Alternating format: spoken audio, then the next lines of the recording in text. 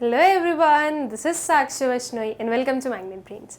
सो students, हम क्या पढ़ने वाले हैं? अब हमारा जो इंडियन इकोनॉमिक डेवलपमेंट का चैप्टर नंबर 10 है, that is comparative development experiences of India and its neighbours, उसके एनसीईआरटी सॉल्यूशंस का पार्ट 2 करने वाले हैं। ओके, इट मींस कि हम लोगों ने इसका पार्ट 1 कंप्लीट कर लिया है। ओके, इसके जो प्रीवियस वाला लेक्चर था उसमें हम लोगों ने एनसीईआरटी सॉल्यूशंस पार्ट 1 देखा था सेम चैप्टर का, उसमें हमने 6 क्वेश्चंस अपने कंप्लीट किए थे। ठीक है, तो अब इस पार्ट में स्टूडेंट्स हम लोग अपने 7th क्वेश्चन से स्टार्ट करते हैं और इस पार्ट को कवर करके फटाफट जो है अपना पार्ट 3 कंप्लीट करके जो चैप्टर है वो भी कंप्लीट करते हैं। ठीक है, मतलब कि इसके बाद में भी एक और पार्ट आना बाकी है। ओके, तो चलिए स्टूडेंट स्टार्ट करते हैं विथ आवर क्वेश्चन नंबर 7।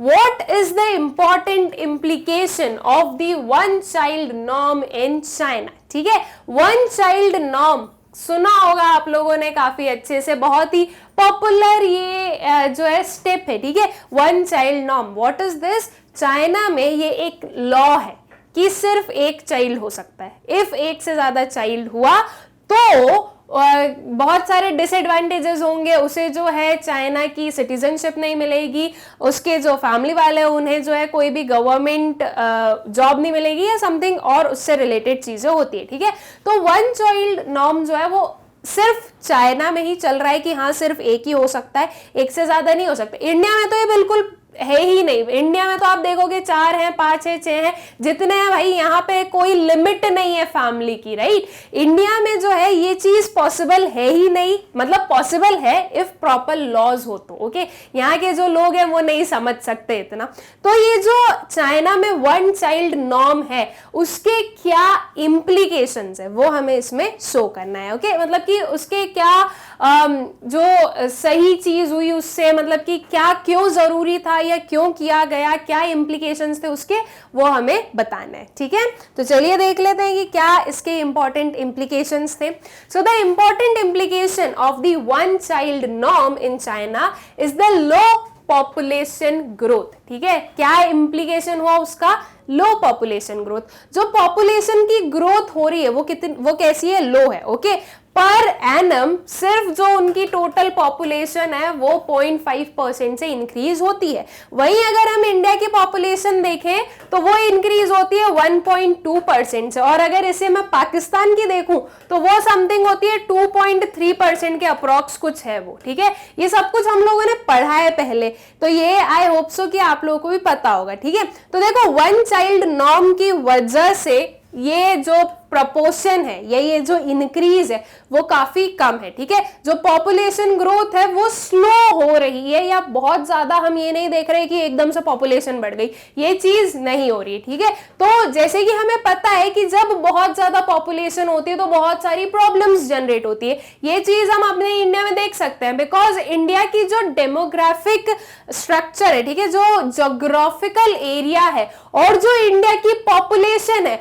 वो बहुत ही, हम बोलेंगे, मिसमैच है। हमारे पास में ज्योग्राफिकल एरिया बहुत कम है और पॉपुलेशन बहुत ज्यादा है। राइट, तो अब पॉपुलेशन ज्यादा है, इसकी वजह से बहुत सारी प्रॉब्लम्स जो है वो आती है इंडिया में और इंडिया के लोगों को वो फेस करनी पड़ती है, जैसे कि हो गया पावर्टी। ठीक है, स्केर्सिटी ऑफ रिसोर्सेज, ये सब कुछ जो है ये because of big big families ही हो रहा है। अगर जो ऑलरेडी पुअर है उसकी अगर फैमिली स्मॉल होगी तो वो जितनी भी इनकम जनरेट करेंगे वो अच्छे से शेयर कर पाएंगे, लेकिन अगर वही स्मॉल की जगह पे बहुत बिग फैमिलीज है, 8 to 10 पीपल हैं अगर घर में, तो वो चीज क्या शो कर रहा है कि ये जो आपकी बिग फैमिलीज है ये आपकी जो स्मॉल प्रपोर्शन ऑफ इनकम है वो उसमें अच्छे से शेयर नहीं कर पा रहे। ठीक है, और कहीं ना कहीं जो है वो अपनी जो बेसिक नेसेसिटीज है वो फुलफिल नहीं कर पाते हैं। ओके, तो ये जो पॉपुलेशन है उसको एक स्लो पेस से ग्रो करना बहुत जरूरी है, उसमें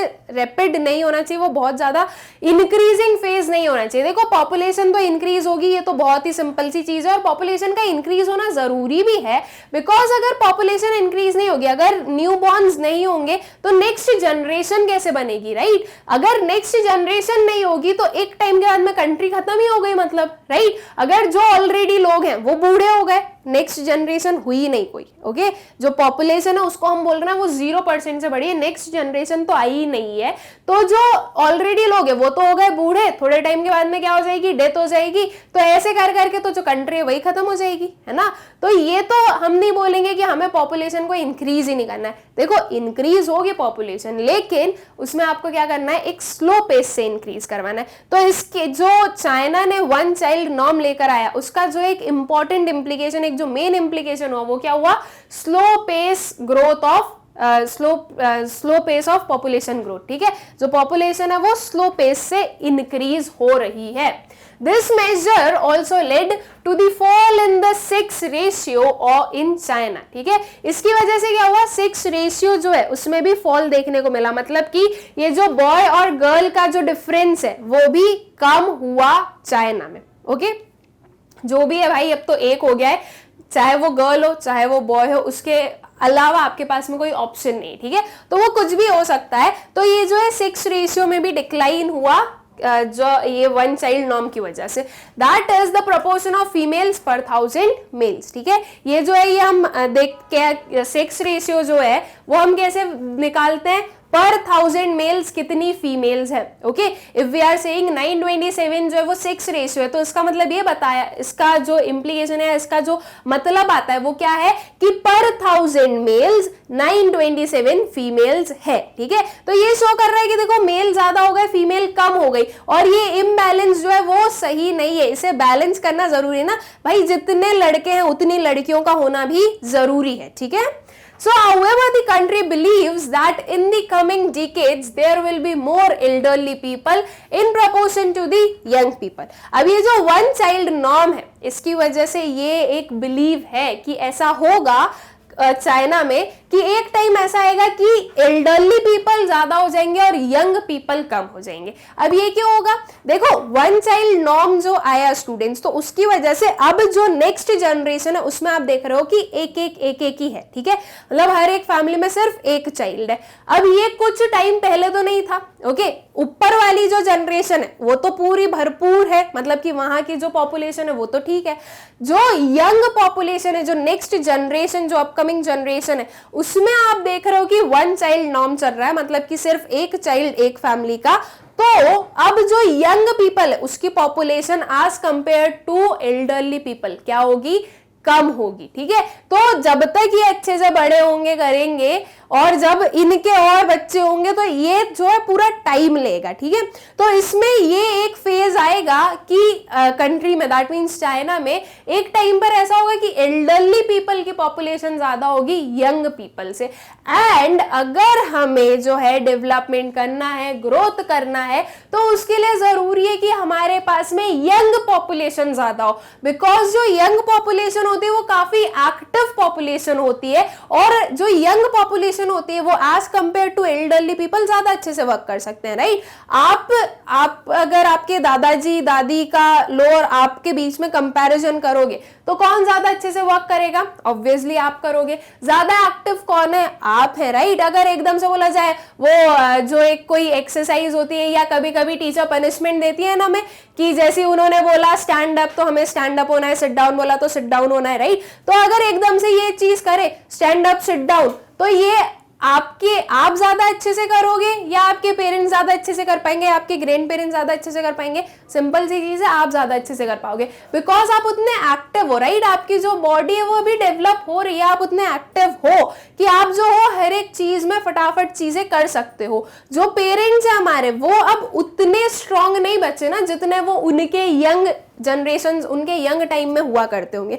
और जब हम लोग यंग रहते हैं, हमारे जो माइंड होता है वो बहुत सारी चीजें चलती है, ठीक है, वो ग्रो होता रहता है, और साथ ही साथ में डिफरेंट इनोवेशंस भी लाते रहते हैं।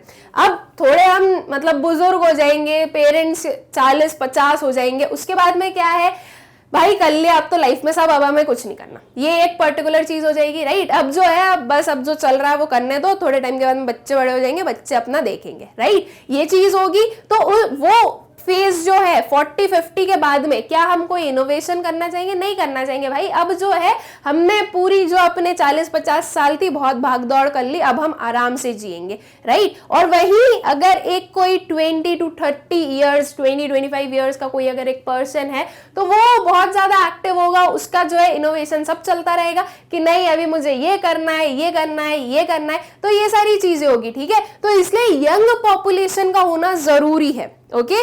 लेकिन अब ये जो चाइना में 1 चाइल्ड नॉर्म है उसकी वजह से एक टाइम ऐसा आएगा कि यंग पॉपुलेशन वहां पे कम हो जाएगी और एल्डरली पॉपुलेशन जो है वो बढ़ जाएगी। वो ऐसे नहीं बढ़ेगी, जब ये लोग जो हैं उनकी एज बढ़ी, ठीक है, तो जब एज बढ़ेगी वो बने एल्डर। अब उनके जो बच्चे हैं, ठीक है, वो यंग तो बने, लेकिन क्योंकि वो पॉपुलेशन जो है 1 चाइल्ड के कारण वो जो पॉपुलेशन है वो लिमिटेड है, इसकी वजह से आपको देखने को मिलेगा कि young population as compare to elderly कम रहेगी, ठीक है। This will oblige the country to provide social security measures with fewer workers, ठीक है। तो ये जो है ये कंट्री के लिए मतलब कि कंट्री जो है वो ज्यादा सोशल सिक्योरिटी मेजर्स नहीं प्रोवाइड कर पाएगी बिकॉज ऑफ फ्यूअर वर्कर्स। अब अगर यंग कम हो जाएंगे, एल्डरली ज्यादा हो जाएंगे, तो एल्डरली बिकॉज वो अब एल्डर बन चुके हैं, वो उनकी जो एज है वो हो चुकी है, ठीक है। तो इसकी वजह से वो लोग अब इतना काम तो करेंगे नहीं, राइट। वो तो अपने रिटायरमेंट एज पर आ गए, है ना, वो तो रिटायर होके बैठ जाएंगे अपने घर में। अब जो काम करने के लिए लोग हैं वो कम हो जाएंगे, ठीक है। तो एक जो है उन्हें चाइना में हमें क्या देखने को मिलेगा कि सिर्फ कम लोग हैं, okay, fewer people are there to work. और जब तक वर्क नहीं होगा तब तक डेवलपमेंट कैसे होगा, राइट। तो ये जो 1 चाइल्ड नॉर्म है उसका सही इंप्लीकेशन भी हो, मतलब कि एक पॉजिटिव इंप्लीकेशन भी देखा हमने, और उसकी वजह से कुछ नेगेटिव भी देखना पड़ेगा कंट्री को, ओके। फिर जो हमारा नेक्स्ट क्वेश्चन आता है, mention the salient demographic indicators of China, Pakistan and India, ठीक है। जो डेमोग्राफिक इंडिकेटर्स है वो हमें शो करने हैं चाइना, पाकिस्तान और इंडिया के। डेमोग्राफिक इंडिकेटर्स हम लोगों ने पहले भी पढ़े हैं। डेमोग्राफिक इंडिकेटर्स क्या होते हैं? पॉपुलेशन कितनी है, सेक्स रेशियो क्या है, लिटरेसी कितनी है, ठीक है, हेल्थ कैसी है, ये जो है ये आपको क्या शो कर रहा है, ये आपके डेमोग्राफिक इंडिकेटर्स है, जो कि एक पर्सन से रिलेटेड जो हम बोल रहे हैं, ठीक है, जो भी फैक्टर्स है वो सब कुछ आता है हमारे डेमोग्राफिक इंडिकेटर्स में। तो अब जो है हमें डेमोग्राफिक इंडिकेटर्स बताने हैं of China, India and Pakistan, ठीक है। So the important demographic indicators of India, China and Pakistan are tabulated as below. देखो हमने जो एक टेबल बना दिया, सबसे पहले हमने लिया कंट्री में हमने जो है 3 डिवीजन कर दिए, इंडिया, चाइना एंड पाकिस्तान का, ठीक है। फिर हमने क्या क्या हमारे जो डिफरेंट फैक्टर्स है वो क्या लिए, so that is estimated population ली हमने, फिर annual growth rate of population ली, फिर आया हमारा डेंसिटी, फिर आया हमारा sex ratio, fertility rate and urbanisation. ये जो टेबल है स्टूडेंट्स ये आपकी एनसीईआरटी बुक में गिवन है, ठीक है, मतलब कि ये एनसीईआरटी बुक से एक्सट्रैक्टेड है, उसमें जो है वही सेम यहाँ पर है, ओके। तो अब ये जो है इसके बेसिस पर हम लोग बता रहे हैं या जो कंट्रीज हैं उन्हें डिवाइड कर रहे हैं। सबसे पहले आया हमारा एस्टिमेटेड पॉपुलेशन इन मिलियंस, ठीक है। तो ये इंडिया की कितनी है, 1103.6। ये डेटा जो है स्टूडेंट्स ये ओल्ड है, ये एट प्रेजेंट का डेटा नहीं है, ठीक है। आज की डेट में जो इंडिया की पॉपुलेशन है वो समथिंग अराउंड 130 मिलियंस है, तो वो आपका जो है ये थोड़ा चेंज, मतलब कि ये पुराना है, ठीक है। तो ये जो है 1103.6, इसमें आपको करना क्या है, देखो हम लोग जो है इतने सारे फिगर्स तो याद नहीं रख सकते, और ऐसा होगा कि आप हो सकता है कि एनसीईआरटी बुक में जो है वो आप याद कर लो, तो बस उसमें एक चीज करना कि उसमें ना ईयर लिखा होगा, उस ईयर को यहाँ पर मेंशन कर देना as per this year estimate, ठीक है। बिकॉज अगर आप ईयर मेंशन नहीं करोगे तो ये आपके जो फिगर्स है वो गलत हो जाएंगे, ठीक है। तो इसलिए जो है हमें ईयर को मेंशन करना जरूरी है। सो इंडिया की है ये 1103.6, चाइना की कितनी थी 1303.7। China is the most populous country और इंडिया कहाँ आता है, समथिंग 3rd प्लेस पर आता है, ठीक है। तो चाइना की जो पॉपुलेशन है वो सबसे ज्यादा है इनमें, और पाकिस्तान की पॉपुलेशन इन तीनों में सबसे कम है, ठीक है। जो पाकिस्तान है वो हमारा 6th मोस्ट पॉपुलस कंट्री है, ठीक है। फिर आती है annual growth rate of population. ये देखो 1990 टू 2003 की हम बात कर रहे हैं, ओके। इस टाइम पीरियड में हमने देखा जो एनुअल ग्रोथ है वो इंडिया की अगर हम देखें तो ये एनुअल ग्रोथ हो रही थी 1.7% से, चाइना की हो रही थी 1% से, एंड जो पाकिस्तान है उसकी कितने से हो रही थी 2.5% से। ये जो पाकिस्तान की 2.5% से इंक्रीज है, ये बता रहा है कि ये जो नंबर है ना ये बहुत जल्दी हाई होने वाला है, बिकॉज जो पॉपुलेशन है वो बहुत ज्यादा स्पीड से इंक्रीज हो रही है, ठीक है। तो इसकी वजह से जो ये पाकिस्तान की पॉपुलेशन है ये भी कुछ टाइम बाद में आपको काफी इंक्रीज देखने को मिलेगी। फिर बात आती है डेंसिटी की, पर स्क्वायर किलोमीटर। इट मींस कि पर स्क्वायर किलोमीटर कितने लोग रिसाइड कर रहे हैं या कितनी डेंसिटी है, ठीक है। तो वो अगर हम इंडिया की देखें तो ये है 358 काफी ज्यादा है। चाइना की देखो 138, राइट। चाइना के पास में जो ज्योग्राफिकल एरिया है वो काफी है, ज्यादा है, ठीक है। तो इसलिए ये लार्ज पॉपुलेशन के होने के बाद भी वहां की जो डेंसिटी है वो कम है। वहीं अगर हम देखें तो इंडिया की जो पॉपुलेशन है वो चाइना से कम है, लेकिन अगर हम डेंसिटी देख रहे हैं तो ये बहुत ज्यादा हाई है as compare to China. Reason उसका कि इंडिया के पास जो ज्योग्राफिकल एरिया है, ठीक है, वो उसकी पॉपुलेशन को देखते हुए बहुत कम है। इंडिया में स्पेस की बहुत ज्यादा स्केर्सिटी है और इसीलिए बहुत सारे फॉरेस्ट को कट किए जा रहे हैं, बिकॉज जो पॉपुलेशन है वो बहुत इंक्रीज हो रही है और उस पॉपुलेशन को रिसाइड करवाने के लिए जगह नहीं है, ठीक है। तो इसलिए जो है फॉरेस्ट वगैरह भी कट कर रहे हैं कि अब जो है उस पॉपुलेशन के लिए हमें जगह बनानी पड़ेगी, रेसिडेंशियल एरियाज बनाने पड़ेंगे, इंडस्ट्रियल एरियाज बनाने पड़ेंगे। तो ये आपको शो कर रहा है कि डेंसिटी जो है वो काफी ज्यादा है। और वही हम पाकिस्तान की देखें तो ये कितनी है 193, ठीक है। फिर आता है 6 रेशियो, दैट इज पर 1000 मेल्स कितनी फीमेल्स हैं, ठीक है। तो अगर वो हम इंडिया में देखें तो दैट इज 933। ये जो सारे एस्टिमेट्स हैं ये हमारे सारे पुराने हैं, ये आपको याद रखना है, ठीक है। तो पर 1000 मेल्स 933 फीमेल्स थी इंडिया में। चाइना में देखें तो 937 थे और पाकिस्तान में 922 थी, ठीक है। फिर आता है फर्टिलिटी रेट। फर्टिलिटी रेट क्या है कि कितने सक्सेसफुली जो है कितने चाइल्ड बॉर्न हुए हैं, ठीक है, सक्सेसफुली। इट मींस ना तो मदर को कोई प्रॉब्लम हुई ना ही चाइल्ड को कोई प्रॉब्लम हुई है, ठीक है। So fertility rate is what 3.0, 1.8 और 5.1, ठीक है।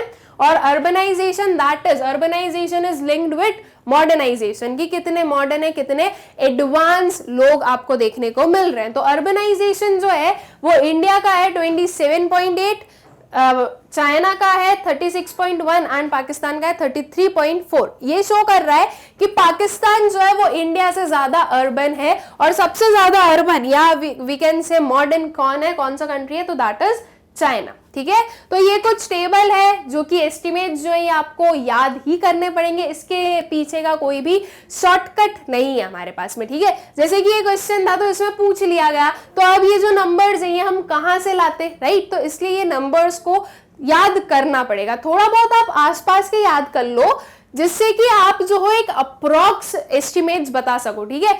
बिल्कुल ये नहीं बोल रही कि एकदम पॉइंट टू पॉइंट इन्हें लर्न कीजिए, इन्हें जो है थोड़ा सा आसपास का याद कर लीजिए ताकि आप जो है अप्रॉक्स में लिखकर आ सको, okay. So the important demographic indicators are as follows. Total population, India is the largest populated country in the world, followed by China is the largest populated country in the world, followed by India, ठीक है। China क्या है, ये सबसे largest populated है, फिर आई क्या, India. The above table depicts that China's population in 2000 and 2001 was approximately 1303.7 million and that of India and Pakistan was 1103.6 and 162.4 million respectively, ठीक है। तो ये तो हम लोग टेबल में पढ़ के आई गए, हमने जो है बस उस टेबल को टेक्सचुअल फॉर्म में लिख दिया, ठीक है। और ये कब का है एस्टिमेट, 2000 and 2001 का, ठीक है। फिर आता है annual growth rate of population. Annual growth rate of population में हमने देखा कि पाकिस्तान का जो है वो सबसे ज्यादा हाई है, ओके। चाइना की पॉपुलेशन हाई है लेकिन वहां का जो annual growth rate of population है वो कम है, ठीक। तो ये शो कर रहा है कि चाइना जो है एक पॉजिटिव नोट पे चल रहा है। और वहीं अगर हम देखें तो पाकिस्तान की पॉपुलेशन इन तीनों में सबसे कम है, लेकिन वहां का जो एनुअल ग्रोथ रेट है वो सबसे हाई है इन तीनों कंट्रीज में, right.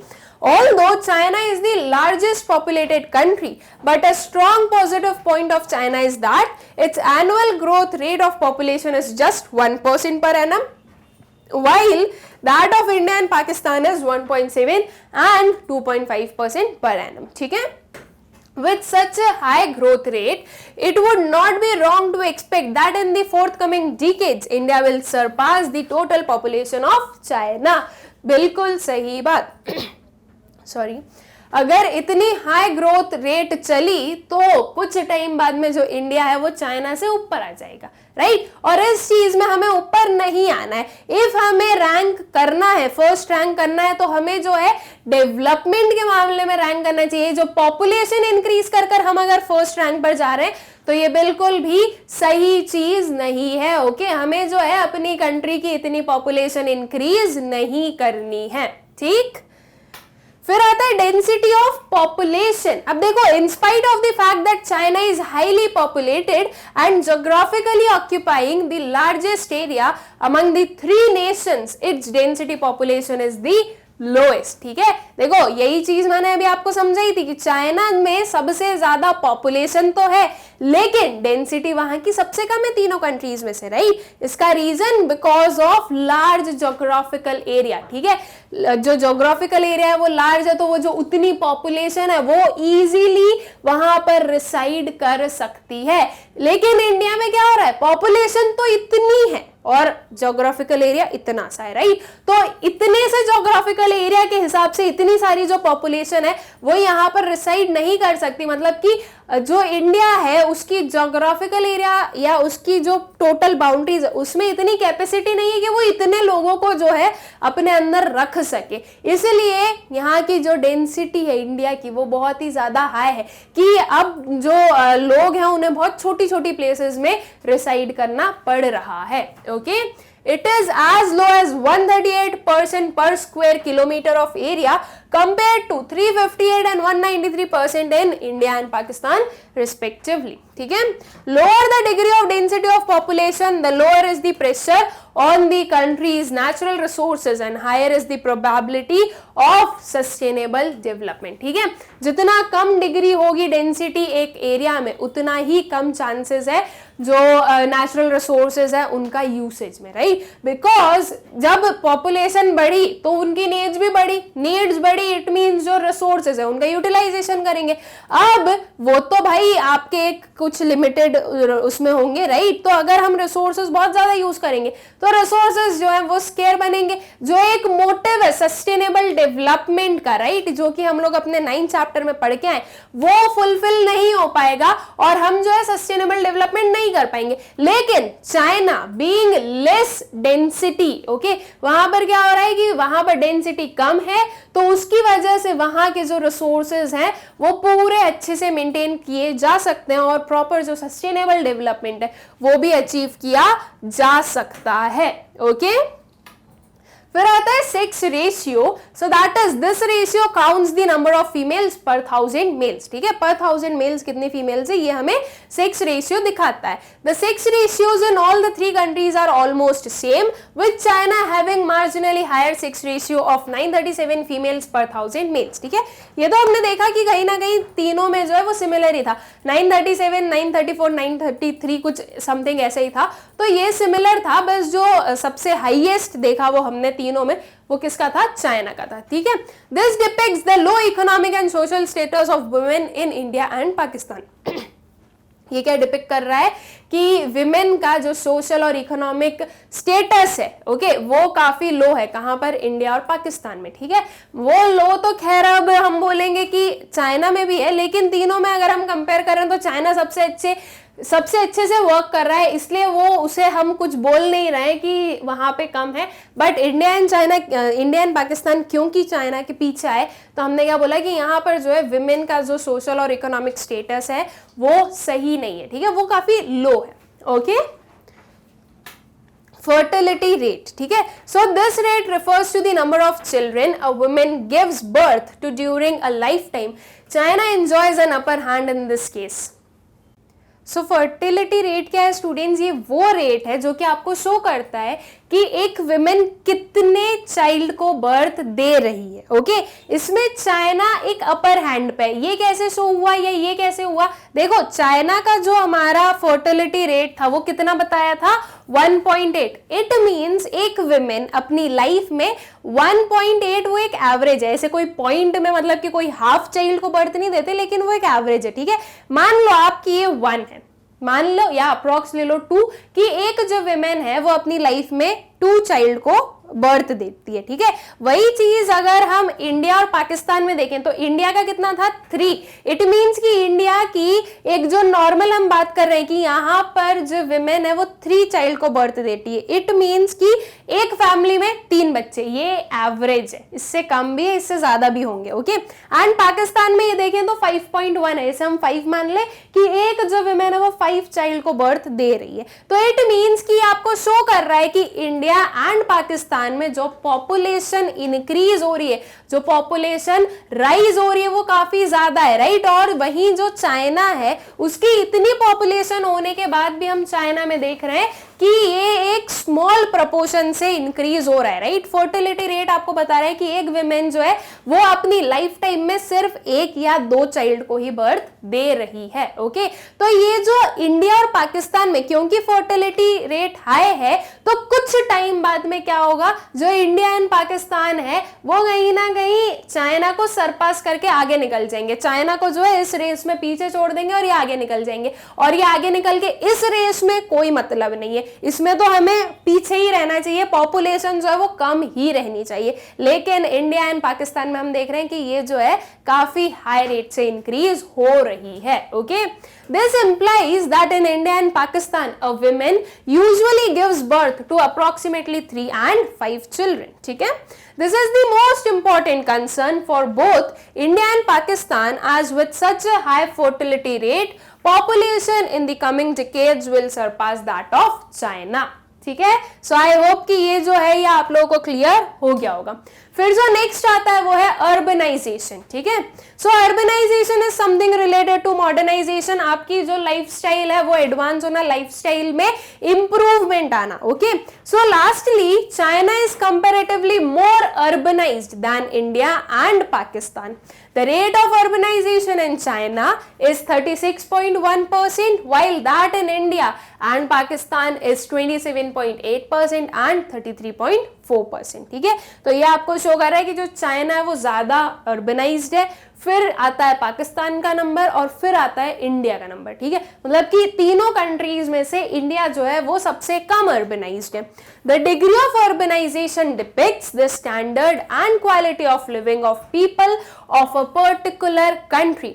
Also this confirms the shift in the economic structure of an economy. ठीक है, जो डिग्री ऑफ अर्बनाइजेशन है वो आपको क्या शो कर रहा है, वो आपको ये डिपिक्ट कर रहा है कि जो स्टैंडर्ड ऑफ लिविंग है वहां पे इस कंट्री में रहने वाले लोगों का वो कैसा है। ठीक है, कितना एडवांस है कितना नहीं है। ठीक है, और ये भी शो कर रहा है कि आप कितना जो है अपनी लाइफस्टाइल में चेंज ला रहे हो, शिफ्ट ला रहे हो। ठीक, higher the degree of urbanization reveals higher industrialization and development of tertiary sector in the economy. ठीक है, एग्रीकल्चर सेक्टर में जो स्टैंडर्ड ऑफ लिविंग है वो इतना सही नहीं है, ये हमें भी पता है, राइट। एग्रीकल्चर सेक्टर, जब एक फार्मर की एक पिक्चर आप बनाते हो तो आप जो एक अलग ही सिनेरियो पर बनाते हो। अब एक्चुअल में तो जो फार्मर के बच्चे, उन्हें पता है कि वो इतने भी जो है कम अर्बनाइज्ड नहीं है जितना उन्हें पूरी ये दुनिया मानती है। ओके, ये एक्चुअल में जो फार्मर की फैमिली को बिलोंग करता है उसे पता है। ठीक है, तो अर्बनाइजेशन में यूजुअली हमें यही समझ में आ रहा है कि एग्रीकल्चर सेक्टर से हम शिफ्ट हो रहे हैं इंडस्ट्रियल एंड टर्शरी सेक्टर में। जो इंडस्ट्रियल सेक्टर और टर्शरी सेक्टर पर डिपेंडेंट जो फैमिलीज हैं वो ज्यादा मॉडर्न है या ज्यादा एडवांस है, या उनका जो स्टैंडर्ड ऑफ लिविंग है वो ज्यादा अच्छा है। ठीक है, तो जितनी हाई लेवल से आपका अर्बनाइजेशन इंक्रीज हो रहा है उतने ही हाई लेवल से जो है हमारा शिफ्ट हो रहा है to industrial and tertiary sector, ये माना जाता है। ओके, सो आई होप कि ये वाला जो हमारा पॉइंट है ये भी आप लोगों को अच्छे से क्लियर हो गया होगा। Thus, to sum up, although China is the largest populated country, but its other demographic indicators are stronger than those of both India and Pakistan, ठीक है। चाइना भले ही हाईली पॉपुलेटेड है, लेकिन बाकी सारी चीजों में जो चाइना है वो काफी आगे है, राइट, दोनों से, इंडिया एंड पाकिस्तान से। एंड चाइना की पॉपुलेशन हाई है, लेकिन जो चाइना की डेंसिटी है वो तो कम ही है, बिकॉज चाइना का जो जोग्राफिकल एरिया है वो काफी ज्यादा है, ठीक है। It would not be wrong to expect a decline in China's population in coming decades due to implementation of various policy measures and also due to low annual growth rate of population, ठीक है। तो जो China है वो एक population ही उसमें ज्यादा है, वो बहुत पॉपुलेटेड है, तो ये पॉपुलेशन भी थोड़े टाइम में कम हो जाएगी because of one child norm, ठीक है। तो ये कुछ हमारे डेमोग्राफिक इंडिकेटर्स थे of India, China and Pakistan. I hope so कि आप लोगों को क्लियर हो गए होंगे और ये जो हमारा क्वेश्चन था ये भी अच्छे से क्लियर हो गया होगा, ओके। फिर आता है स्टूडेंट्स हमारा next question, that is question number 9। Compare and contrast India and China's sectorial contribution towards GDP in 2003. What does it indicate? ठीक है, अब देखो क्या क्वेश्चन बोल रहा है हमें कि हमें इंडिया और चाइना का जो सेक्टोरियल कंट्रीब्यूशन है जीडीपी में वो कंपेयर करना है, ठीक है। सेक्टोरियल कंट्रीब्यूशन मतलब क्या स्टूडेंट्स, जो डिफरेंट सेक्टर्स है हमारे, primary sector, secondary sector, tertiary sector, right, ये तीनों सेक्टर्स जो हैं ये कितना कंट्रीब्यूट कर रहे हैं जीडीपी में, वो हमें शो करना है और वो हमें कंपेयर करना है। और ये जो डेटा है वो हमें अपना 2003 का डेटा लेना है, ठीक है। अब देखो यहाँ पर ये एक क्वेश्चन आप लोगों के माइंड में आएगा कि यहाँ पर इन लोगों ने पूछ लिया 2003, ऐसे तो कोई सा भी ईयर पूछ सकता है ना, 2005 पूछ लिया, 2006 पूछ लिया, 2007 पूछ लिया, तो आप इतना तो याद करने से रहे, है ना, इतना याद नहीं कर पाओगे। तो स्टूडेंट्स इतने ट्रिकी क्वेश्चंस नहीं पूछे जाएंगे कि आप ये बताओ, बट आपको इतना पता होना चाहिए कि कौन सा सेक्टर कितना, मतलब कि कौन से सेक्टर का मेजर प्रपोर्शन है जीडीपी के कंट्रीब्यूशन में, जीडीपी के शेयर में, कौन सा सेक्टर है जो कम कंट्रीब्यूट कर रहा है, ये सारी चीजें हमें पता होना चाहिए, ठीक है। जैसे कि 3 सेक्टर है, प्राइमरी, सेकेंडरी एंड टर्शरी, तो इंडिया में सबसे ज्यादा कंट्रीब्यूशन कौन सा सेक्टर देता है, चाइना में कौन सा सेक्टर देता है, सबसे कम कौन सा सेक्टर कंट्रीब्यूट कर रहा है, ये सारी चीजें हमें पता होनी चाहिए, ठीक है। अब जैसे कि क्वेश्चन में तो अभी पूछा गया हमसे 2003 का, तो हम 2003 का बताएंगे, ओके। एंड एक और है इसके आगे, व्हाट डज इट इंडिकेट, तो पहले तो हमें जो है सेक्टोरियल कंट्रीब्यूशन बताना है, फिर सेक्टोरल कंट्रीब्यूशन के बाद में हमें ये भी बताना है या ये जो है पूरा समझाना है कि वो क्या इंडिकेट कर रहा है, ठीक है। मतलब कि हमने क्या, वो जो ये जो डेटा आने वाला है उससे हम क्या समझे, हमें वो भी समझाना है, ठीक है। सो देख लेते हैं कि क्या जो है कंट्रीब्यूशन रहा होगा। So the comparison of India's and China's sectorial contribution towards their respective GDP can be done with the help of the data tabulated below, ठीक है। इस डेटा से जो है हम जो कंपैरिजन है वो देखेंगे। अब यहाँ पर हमने 2 अपने कॉलम्स बना लिए, that is India and China. यहाँ पर हम पाकिस्तान नहीं ले रहे हैं, उसका रीजन कि हमसे क्वेश्चन में स्पेसिफिकली इंडिया एंड चाइना के बारे में पूछा गया है, तो हम जो है इस आंसर में पाकिस्तान को इंक्लूड नहीं करेंगे, ठीक है। ये जो एक्स्ट्रा माइंड है वो नहीं चलाना है हमें। अब फिर उसके बाद में एक हमने कॉलम बनाया किसका, सेक्टर्स का। उसमें हमने जो तीनों सेक्टर है वो लिए, primary, secondary and tertiary, okay. यहाँ पर हम देख सकते हैं प्राइमरी सेक्टर के जो इन तीनों के जो दूसरे नेम्स है वो भी, that is agriculture sector, industrial sector and service sector, ठीक है। अब इनका जो कंट्रीब्यूशन रहा दोनों कंट्रीज में इन 2003 वो देखते हैं, और ये परसेंट में हम शो कर रहे हैं, okay. Primary sector that is agriculture sector ने 23% जो है कंट्रीब्यूट किया जीडीपी में, एंड चाइना ने कितना किया, 15% कंट्रीब्यूट किया। ऑन एन एवरेज हम दोनों में देख सकते हैं कि इंडिया और चाइना दोनों में जो एग्रीकल्चर सेक्टर का कंट्रीब्यूशन है वो लो है, राइट, वो कम ही है। अगर आप तीनों जो दूसरे सेक्टर्स है उनमें देखोगे तो सबसे कम जो है एग्रीकल्चर सेक्टर ही कंट्रीब्यूट कर रहा है। इट मींस कि इंडिया और चाइना दोनों में एक चीज जो कॉमन हमें देखने को मिल रही है वो ये है कि दोनों में जो एग्रीकल्चर सेक्टर है वो सबसे ज्यादा कम कंट्रीब्यूट कर रहा है जीडीपी के शेयर में। और अगर हमें कंपेयर करना है तो हम कंपेयर करके बता सकते हैं कि चाइना के कंपैरिजन इंडिया का जो एग्रीकल्चर सेक्टर है वो ज्यादा कंट्रीब्यूट करता है उसके जीडीपी में, ठीक है। फिर आता है सेकेंडरी सेक्टर, तो सेकेंडरी सेक्टर इंडिया में कितना है 26% एंड चाइना में कितना है 53%। चाइना में अगर हम देखेंगे तो बहुत ज्यादा यहाँ पर डिफरेंस देखने को मिला हमें 15 एंड 53। एंड अगर तीनों में देखें तो ये 53 सबसे ज्यादा शेयर जो है 53% शेयर चाइना का जीडीपी में कौन दे रहा है? इंडस्ट्रियल सेक्टर दे रहा है। इट मीन्स ये हम ये बोल सकते हैं कि चाइना की ग्रोथ में इंडस्ट्रियल सेक्टर एक बहुत ही मेजर सेक्टर रहा है। ओके, और वहीं अगर हम अपने इंडिया में देखें तो ये सिर्फ 26% ही था।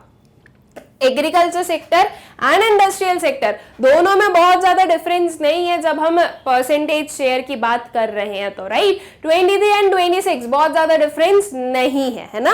तो हम ये बोल सकते हैं कि जो इंडस्ट्रियल सेक्टर है हमारी कंट्री का वो बहुत ज्यादा अच्छा वर्क नहीं कर रहा है। फिर आता है tertiary sector, that is service sector. तो इंडिया का सबसे ज्यादा शेयर जो है कंट्रीब्यूशन में वो टर्शरी सेक्टर से ही आता है। दैट इज कितना आया ये? 51%, मोर देन हाफ जो परसेंट है या जो प्रोपोर्शन है वो आपका टर्शरी सेक्टर से ही आता है। और वहीं अगर हम चाइना का देखें तो ये कितना है? 32% है, ठीक है। तो इन शॉर्ट हमें ये समझ में आया कि इंडिया का जो सबसे स्ट्रॉन्ग सेक्टर है वो कौन सा है? Tertiary sector. एंड चाइना का कौन सा है? That is secondary sector. Okay, now students थोड़ा सा रिकैप कीजिए, आपकी जो मेमोरी है उसे वापस जो है आप थोड़ा रिवाइंड में जाइए अपना।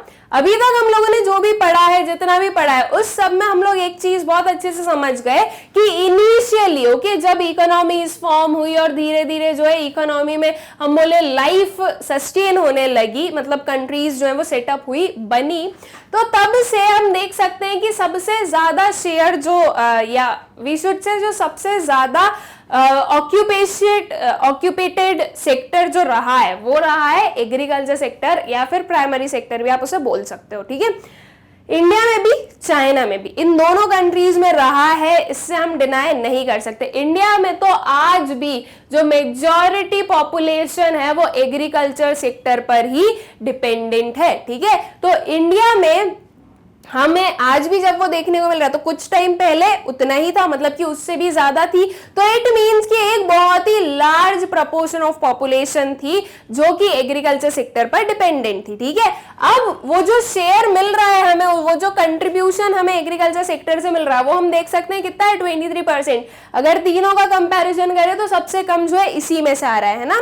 तो इसलिए जो है मतलब कि ये चीज ये शो कर रहा है कि जो एग्रीकल्चर सेक्टर है वो बहुत ज्यादा इनकम जनरेटिंग सेक्टर नहीं है और वो बहुत ज्यादा ग्रोथ में हेल्प करता नहीं है, ठीक है। और कंट्री की ग्रोथ नहीं हो रही है, ये सिग्निफाई कर रहा है कि अब जो है लोगों की भी ग्रोथ नहीं हो रही है, ओके। तो इसलिए जो है इंडिया को ये जरूरी हो गया था कि वो जो अपना एग्रीकल्चर सेक्टर पर डिपेंडेंट पॉपुलेशन है उसे शिफ्ट करे दूसरे सेक्टर में, ठीक है। ये जो है ये जरूरी हो गया था। सो इंडिया में हमें ये देखने को मिला, देखो अब ये जो सारी चीजें मैं बोल रही हूँ वो यहाँ पर तो नहीं है और ना ही हमें इतना जो है इधर टेबल बनाकर ड्रॉ करने की भी जरूरत नहीं है बिकॉज हमसे पूछा नहीं गया है, लेकिन हमने ये सब कुछ पढ़ा है पहले, तो उसे थोड़ा सा रिवाइज कीजिए और उसे कनेक्ट करना है, ठीक है। तो इंडिया में हमने ये पढ़ा है, मतलब कि ये देखा है कि आफ्टर एग्रीकल्चर सेक्टर जो सबसे ज्यादा पॉपुलेटेड सेक्टर है वो कौन सा है? आपका सर्विस सेक्टर, ठीक है। मतलब कि इंडिया की जो पॉपुलेशन है वो एग्रीकल्चर से डायरेक्ट कहां शिफ्ट हुई? सर्विस सेक्टर में शिफ्ट हुई। हमने इंडस्ट्रियल सेक्टर में बहुत ज्यादा ग्रोथ नहीं देखी और इंडस्ट्रियल सेक्टर में बहुत ज्यादा लोगों को एम्प्लॉयड भी नहीं देखा, ठीक है। और वहीं अगर हम चाइना की बात करें स्टूडेंट्स, तो चाइना में भी समथिंग अराउंड 1960 के आसपास 80% ऑफ पॉपुलेशन जो थी वो किस पर डिपेंडेंट थी? एग्रीकल्चर पर डिपेंडेंट थी, ठीक है। अब जो है अगर यही हम थोड़े टाइम बाद की बात करें तो ये जो 80% है ये जो है डिक्रीज होकर 28% पर आ गया था, ठीक है। ये समथिंग हम 2000s में बात कर रहे हैं, ठीक है। मतलब कि मैं एग्जैक्ट ईयर तो आपको नहीं बता सकती बिकॉज वो मुझे भी एकदम एक्यूरेटली याद नहीं है, बट वो हाँ ये कुछ अभी कुछ रीसेंट टाइम्स की ही हम बात कर रहे हैं, ओके।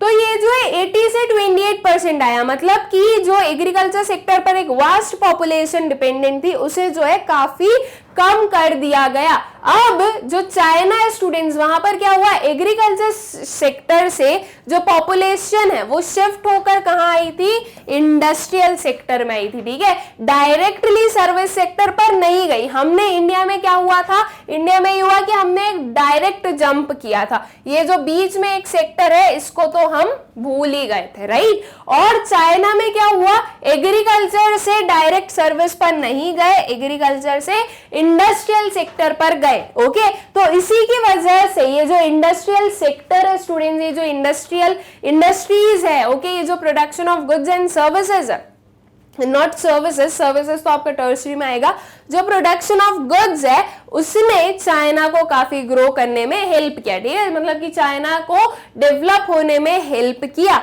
तो ये आपको शो कर रहा है कि अगर हमें प्रॉपर जो है डेवलपमेंट चाहिए तो ये जो हमने डायरेक्ट जंप किया, ये जंप नहीं करना चाहिए, इस जंप को हमें जो है रुकना चाहिए। ठीक है, मतलब कि स्टेप बाय स्टेप हमें प्राइमरी से सेकेंडरी, सेकेंडरी से टर्सरी पर जाना चाहिए था, लेकिन इंडिया में ये चीज हमें देखने को नहीं मिली एंड चाइना में वही चीज हमने देखी।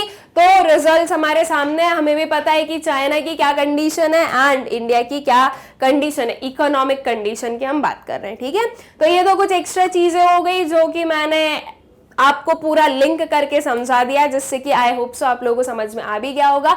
और ये जो हमारा कंट्रीब्यूशन टू जीडीपी है, ओके, ये जो टेबल है ये भी आप लोगों को अच्छे से क्लियर हो गया होगा। Now, contribution of primary sector to GDP. The data above reveals that the contribution of the primary sector to India's GDP is 23% compared to 15% of China's GDP. This confirms the aggregate nature of Indian economy. ठीक है, ये आपको क्या show कर रहा है, aggregate nature show कर रहा है इंडियन इकोनॉमी का, कि हम जो है चाइना से ज्यादा अच्छा एग्रीकल्चर में वर्क करते हैं। एंड एक और चीज कि इंडिया के पास में जो है एग्रीकल्चर लैंड काफी है और गुड क्वालिटी का है, okay, with something appropriate climate के साथ में। ओके, चाइना में आपको इतना जो है आपकी गुड क्वालिटी ऑफ लैंड और उतने क्लाइमेटिक कंडीशंस की वजह से भी एग्रीकल्चर सेक्टर जो है वो ज्यादा ग्रो नहीं कर सकता वहां पे। ठीक है, फिर आता है contribution of secondary sector to GDP. So the data also reveals that China has comparatively a strong industrial base as compared to India. The contribution of secondary sector to China's GDP is 53% against the contribution of mere 26% of India's GDP. ठीक है? From this we can infer that India's industrial sector is far behind that of China. I don't think कि इसे कुछ भी explain करने की जरूरत है, सीधी सीधी चीजें लिखी हुई है कि जो चाइना का जीडीपी है वो 53% है, जो इंडिया का जीडीपी है वो है 28%। और ये आपको बहुत ही अच्छे से जो है शो कर रहा है कि जो जीडीपी ऑफ चाइना है, सॉरी, जो इंडस्ट्रियल सेक्टर ऑफ चाइना है वो बहुत ज्यादा अच्छा है इंडिया के इंडस्ट्रियल सेक्टर से। ओके, फिर आता है contribution of tertiary sector to GDP. We can also analyze that although India's industrial sector is not as strong as that of China, yet the contribution of India's service sector is much stronger to its than that of China. ठीक है, तो हमने देखा कि जो industrial sector है India का वो तो इतना स्ट्रांग नहीं है, लेकिन जो टर्शरी सेक्टर है, ठीक है, दैट इज जो सर्विस सेक्टर है वो बहुत ज्यादा स्ट्रांग है चाइना के कंपैरिजन में. चाइना कहीं 32% पर लाई कर रहा है तो इंडिया वहीं 51% पर लाई कर रहा है. ठीक है, और यही जो है डिफरेंस हमें इंडस्ट्रियल सेक्टर में भी देखने को मिला. तो मतलब कि एक सेक्टर में जो है चाइना काफी अच्छा वर्क कर रहा है, वहीं दूसरे सेक्टर में जो है इंडिया काफी अच्छा वर्क कर रहा है. ठीक है, thus analyzing the above data helps us to conclude that a significant portion of India's GDP is contributed by tertiary sector followed by its agriculture sector. On the contrary, the major contributor to China's GDP is the secondary sector followed by its tertiary sector. ठीक है, तो बहुत ही simple language में जो है ये यहाँ पर हमें बताया गया कि इससे हमने क्या कंक्लूड कर दिया कि जो आपका इंडिया है उसमें सबसे पहले जो है सबसे ज्यादा जो शेयर है वो टर्शरी सेक्टर का आता है, फिर आता है आपका एग्रीकल्चर सेक्टर, और वहीं अगर हम चाइना की बात करें तो सबसे ज्यादा शेयर आता है, शेयर करता है या जो कंट्रीब्यूशन है वो करता है सेकेंडरी सेक्टर, और फिर आता है tertiary sector. Okay, The process of economic growth has led to the tremendous shift in the sectoral share of output and employment. The percentage share of primary sector in total output and employment tends to decrease, while that of secondary and tertiary tends to increase. The following facts explain the sectoral share in output and employment of India and China. ठीक है, ये अब हम क्या show कर रहे हैं कि जो सेक्टोरल कंट्रीब्यूशन है वो चेंज हो रहा है, ओके, और साथ ही साथ में जो सेक्टोरल कंट्रीब्यूशन इन एम्प्लॉयमेंट है वो भी चेंज हो रहा है. हम जो है इंडिया और चाइना दोनों जो है वो एग्रीकल्चर सेक्टर से शिफ्ट हो रही है इंडस्ट्रियल एंड सर्विस सेक्टर पर. ठीक है, अब ये जो है ये हम कुछ ये फॉलोइंग फैक्ट्स के बारे में, मतलब कि अब जो हम फैक्ट्स देख रहे हैं उनसे हम बता सकते हैं. Okay, so both India and China have shown a noticeable structural transformation from the primary sector to other two sectors. The primary sector in both the countries is no longer the important contributor to the nation's GDP. ठीक है, तो जो India और China है उसमें अब primary sector जो है वो अब बहुत ही ज्यादा, हम बोलेंगे बहुत ही मेन कंपोनेंट नहीं बचा है. ठीक है, जीडीपी के कंट्रीब्यूशन में या ग्रोथ के कंट्रीब्यूशन में. पहले एक टाइम पर ही वही जो है सिर्फ जो एग्रीकल्चर है वही आपकी ग्रोथ में हेल्प कर रहा था, लेकिन आज जो है वो चेंज हो चुका है. ठीक है, अब जो है एग्रीकल्चर सेक्टर या प्राइमरी सेक्टर ही एक मेन या मेजर कंट्रीब्यूटर नहीं बचा है. Okay, while India is relying more on its tertiary sector, China is relying more on its secondary sector in terms of sectoral contribution to their GDP. The experience of China is similar to that of other developed countries in the world. The experience of developed countries shows that secondary sector followed by tertiary sector emerge as the leading sector of the economy. ठीक है, तो China में हमने देखा कि agriculture sector से कहाँ shift हुई पॉपुलेशन या जो कंट्रीब्यूशन टू जीडीपी है वो एग्रीकल्चर सेक्टर से कहाँ शिफ्ट हुआ, that was to industrial sector. ठीक है, मतलब कि जो सेकेंडरी सेक्टर है. और चाइना का जो मॉडल है या चाइना की जो पूरी डेवलपमेंट या ग्रोथ है वो किसके सिमिलर चली, जो बाकी के दूसरे डेवलप्ड कंट्रीज हैं उनके सिमिलर चली. ओके, इट मींस कि वो आपको ये बता रहा है कि अगर आपको एक प्रॉपर एक सही ग्रोथ चाहिए तो हमें जो है कोई भी स्टेप बीच में स्किप नहीं करनी है. हम प्राइमरी से डायरेक्ट टर्शरी पर नहीं जाना है, हमें जो है प्राइमरी से सेकेंडरी जाना है और फिर सेकेंडरी से टर्शरी जाना है. Okay, compared to China, India showed a direct shift from the primary sector to the tertiary sector. This is due to fast integration of these two economies with the other market economies of the world. ठीक है, तो हमने India में क्या देखा, एक direct shift देखा primary से टर्शरी सेक्टर पर. ओके, आई होप सो कि ये जो पॉइंट्स हैं ये आप लोगों को क्लियर हो गए होंगे और जो हमारा क्वेश्चन था ये भी अच्छे से क्लियर हो गया होगा. फिर आते हैं हमारे नेक्स्ट क्वेश्चन पे, that is mention the various indicators of human development. ठीक है, ह्यूमन डेवलपमेंट के जो वेरियस इंडिकेटर्स है वो हमें मेंशन करना है. अब देखो हमें बोला है मेंशन करना है. अब नाउ दिस डिपेंड्स कि कितने मार्क्स का क्वेश्चन है. ठीक है, अगर ये आपको कुछ 2-3 मार्क्स में पूछा गया है तो आपको बहुत ज्यादा एक्सप्लेन करने की जरूरत नहीं है. आपको जो है नॉर्मल मेंशन करना है, एक एक लाइन में अगर आप उसे डिफाइन कर सकते हो तो आपको डिफाइन करना है जो डिफरेंट फैक्टर्स है. इफ ये जो क्वेश्चन है ये कुछ 5 मार्क्स का वेटेज है अगर इसका, तो फिर आपको जो है थोड़ा सा डिटेल में मेंशन करना है सब कुछ, मतलब कि समझाना है. बिकॉज थोड़ा सा इसलिए बोल रही हूँ बिकॉज हमारे पास में ह्यूमन डेवलपमेंट के डिफरेंट इंडिकेटर्स है तो हमें सब कुछ लिखने पड़ेंगे. तो अगर हम डिटेल में गए तो एक ही पर्टिकुलर फैक्टर आपका बहुत ज्यादा टाइम कंज्यूमिंग हो सकता है एंड इवन बहुत ज्यादा लेंदी हो सकता है. इसलिए जो है हमें बहुत ज्यादा एक्सप्लेन नहीं करना है, बहुत ज्यादा डिटेल में नहीं जाना है. Okay, so the indicators of human development our life expectancy. ठीक है, क्या क्या इंडिकेटर्स हैं, लाइफ एक्सपेक्टेंसी, कितनी लाइफ एक्सपेक्टेड है. ओके, यह आपको क्या बताता है, लाइफ एक्सपेक्टेंसी बताता है कि एक पर्सन की ऑन एन एवरेज कितनी लाइफ होगी. वो ये जो लाइफ एक्सपेक्टेंसी है ये जितनी हाई है वो आपको शो कर रहा है कि उतना हेल्दी जो है आपका नेशन है. राइट, बिकॉज जब हम हेल्दी रहते हैं, ये एक कॉमन सी चीज है जो हम मानते हैं कि जब हम हेल्दी रहते हैं तो हम ज्यादा अच्छी लाइफ जी सकते हैं और ज्यादा लंबी उम्र हमारी हो सकती है. राइट, मतलब कि हमारा जो टाइम ड्यूरेशन है वो ज्यादा हो सकता है.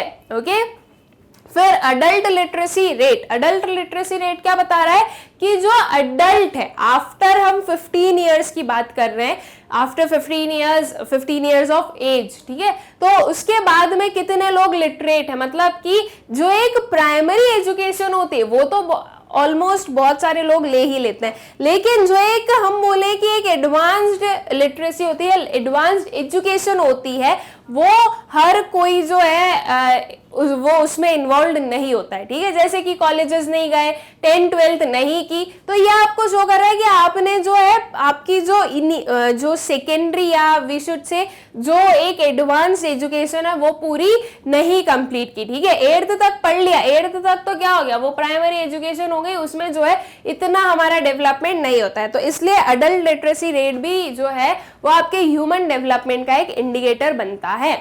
Infant mortality rate, infant mortality rate क्या होता है स्टूडेंट्स, 1 ईयर से कम वाली जो एज है, ठीक है, ये 1 ईयर्स ओल्ड से जो कम वाली एज है उसमें कितने बच्चे ऐसे हैं जिनकी डेथ हो रही है, पर 1000 चिल्ड्रन ये देखा जाता है, ठीक है, कि पर 1000 चिल्ड्रन कितने इन्फेंट्स या कितने जो है 0 to 1 ईयर्स का जो चाइल्ड है कितने ऐसे हैं जो कि जिनकी डेथ हो रही है, ओके, वो आपको शो करता है इन्फेंट मोर्टेलिटी रेट। फिर आता है percentage of population below poverty line. एक जो पावर्टी लाइन हमारा एक कॉमन मेजर है कि उसके नीचे आने वाले लोगों को हम मानते हैं कि वो पुअर है, और उस पावर्टी लाइन के अबव वाले लोगों को हम मानते हैं कि वो नॉन पुअर है, ठीक है। तो ये जो बिलो पावर्टी लाइन है वो कितनी percentage of population below poverty line है वो भी आपको शो करती है आपकी कंट्री का ह्यूमन डेवलपमेंट। अगर बहुत सारे लोग हैं जो पावर्टी लाइन के नीचे हैं या बिलो पावर्टी लाइन वाले सिनेरियो में आते हैं, तो वो आपको शो कर रहा है कि आपकी कंट्री में जो पावर्टी है, जो पुअर है, वो बहुत ज्यादा है, ठीक है। इट मींस कि आपकी कंट्री में या तो प्रॉपर एम्प्लॉयमेंट अपॉर्चुनिटीज नहीं है, या लोग लिटरेट नहीं है, या हेल्दी नहीं है, ये कुछ भी रीजन हो सकता है, तो अल्टीमेटली एक प्रॉपर ह्यूमन डेवलपमेंट नहीं हो सकता, ठीक है। तो ये भी आपको क्या शो कर रहा है, जो ह्यूमन डेवलपमेंट है उसका एक इंडिकेटर बन रहा है। फिर आता है GDP per capita. Per capita GDP, जो पूरा जीडीपी का शेयर आया है उसको हम डिवाइड करते हैं जो पूरी हमारी पॉपुलेशन है उसमें, ठीक है। तो फिर हमें पता चलता है कि एक पर्सन के पास में कितना शेयर आया होगा, ओके, या आपको पर कैपिटा जीडीपी से शो होता है। तो ये आपको बता रहा है कि ऑन एन एवरेज पर पर्सन की कितनी इनकम हो सकती है।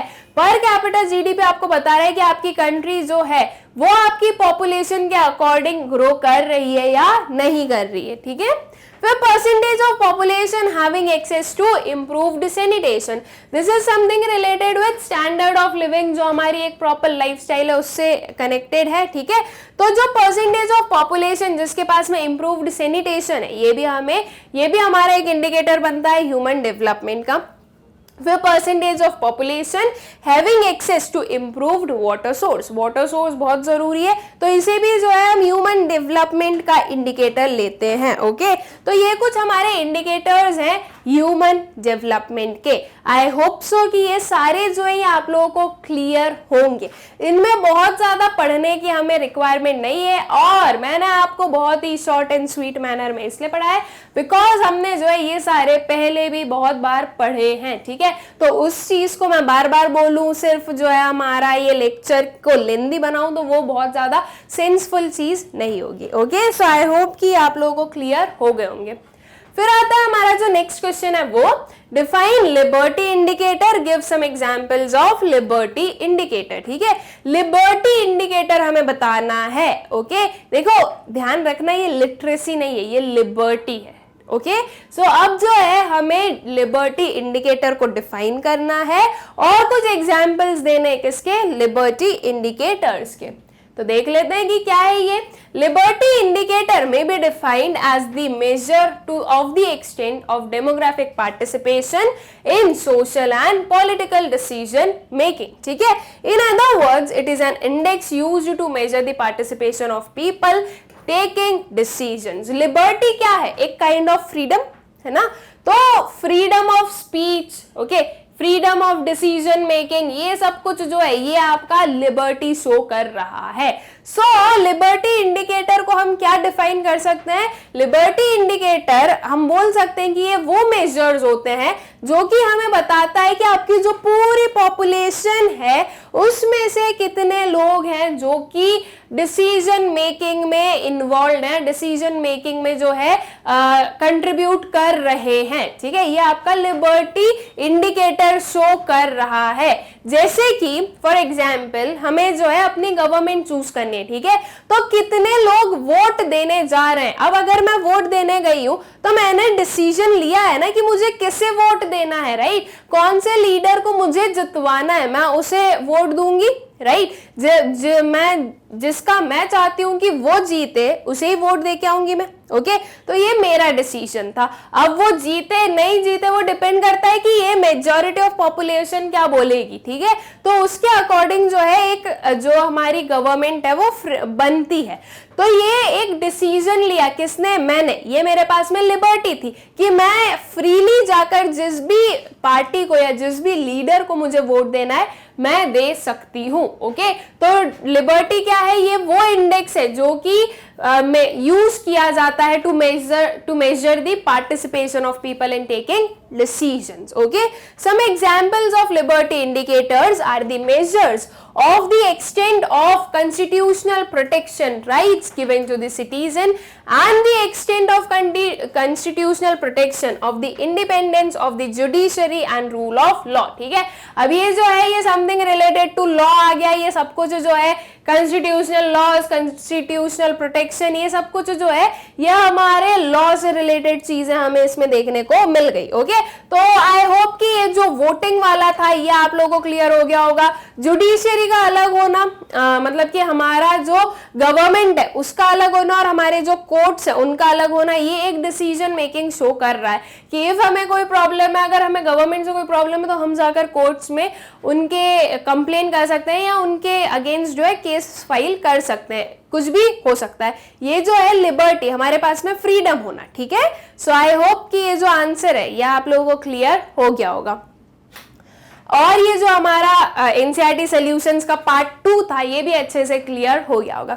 नाउ स्टूडेंट्स एक और चीज सीख लेते हैं और वो ये है कि आप लोगों को मैग्नेट ब्रेन्स की वेबसाइट से वीडियोस कैसे एक्सेस करने हैं। बहुत ही सिंपल सा प्रोसीजर है, गूगल ओपन करना है और आपको सर्च करना है magnetbrains.com। ठीक है, आपको ये सर्च करना है तो जो वेबसाइट है वो ओपन हो जाएगी। अब इसे स्क्रॉल कीजिएगा स्टूडेंट्स, जब आप इसे स्क्रॉल करोगे तो आपको कुछ ये दिखेगा। यहाँ पर आप क्लास 12 से लेकर क्लास 1 तक के सारे ऑप्शंस देख सकते हो। जिस भी क्लास का वीडियो आपको देखना है उस क्लास पर क्लिक करना। जैसे कि अभी एट प्रेजेंट हमारे सामने क्लास 12 ओपन है, तो क्लास 12 की जितनी भी प्लेलिस्ट है वो आपको विजिबल है। ठीक, अब इसमें आप लोग क्लास 12 इकोनॉमिक्स बहुत ही क्लियरली देख सकते हैं। यहाँ पर वॉच नाउ का ऑप्शन है, इस वॉच नाउ पर क्लिक करना है।